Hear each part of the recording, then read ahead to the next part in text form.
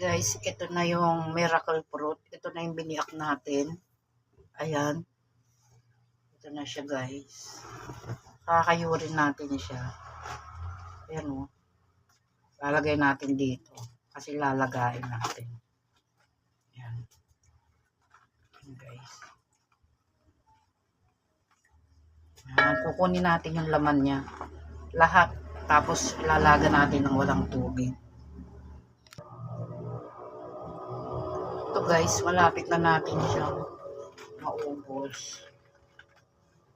Ito na yung daming nakuha natin. Ito. Sa dalawa, isa-isang ganito, isang ito. Ayan guys. Tatapos na natin siya.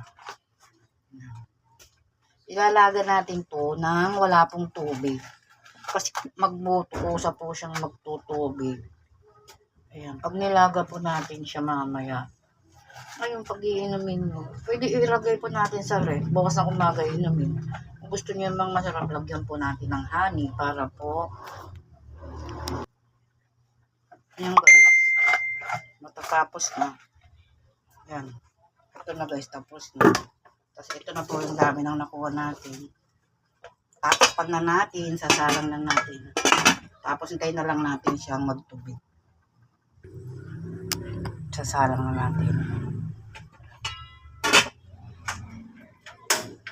Maghintay tayo ng mga ilang minutong maluto.